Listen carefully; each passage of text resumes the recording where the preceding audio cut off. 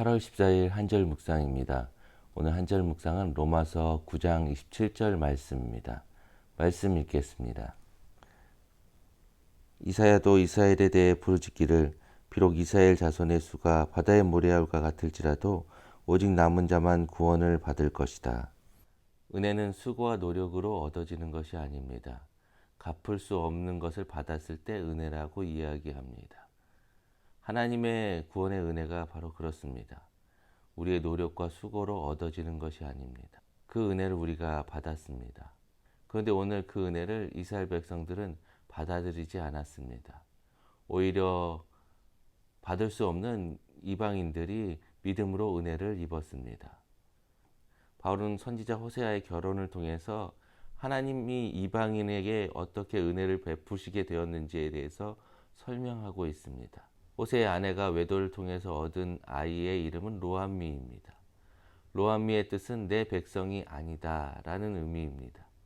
그런데 호세아 2장 23절에는 그 내 백성이 아니다 라는 그 자녀가 이제는 내 백성이 되었다고 하나님께서 말씀하십니다. 하나님의 백성이 될 수 없는 이방인이 하나님의 백성이 된 것입니다. 그럼 먼저 선택받은 이스라엘 백성들은 더 많은 사람들이 구원받아야 합니다.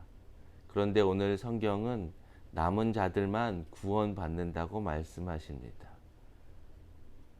하나님의 은혜를 먼저 받은 이스라엘 백성들은 그 은혜를 은혜로 여기지 않았습니다. 오히려 그 은혜를 받은 그 은혜가 자신들의 자랑이 되었습니다. 구원받지 못한 이방인들과 우리는 다르다고 생각했습니다.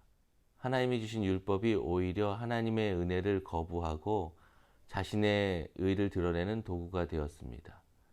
율법을 통해서 스스로 의롭게 될 수 있다고 생각했습니다. 우리의 의로움으로 구원받은 것이 아닙니다. 하나님의 전적인 선택과 은혜로 우리는 구원받은 것입니다. 은혜로 구원받은 우리는 어떤 태도로 살고 계십니까? 이스라엘 백성처럼 구원받은 것이 나의 자랑이 되고 있지는 않습니까? 내가 은혜를 받을 만한 존재이다. 내가 은혜를 받았다라고 나 스스로를 높이고 있지 않습니까? 그 은혜는 나의 의로 받은 것이 아닙니다. 하나님의 전적인 사랑과 은혜를 통해서 우리가 구원받을 수 있었습니다. 우리는 그 은혜가 우리의 자랑이 되지 않고 하나님이 나를 구원하신 것을 자랑하고 증거하는 사람이 되어야 합니다. 그리고 아직도 그 은혜를 모르는 사람들에게 그 하나님의 구원의 은혜가 얼마나 큰 축복인가를 전해야 합니다. 나 같은 죄인이 하나님의 은혜를 입었다고 증거해야 하는 것입니다. 오늘도 그 구원의 그 감격과 기쁨을 증거하고 하나님 앞에 영광을 돌리는 저와 여러분 되시기를 축원합니다.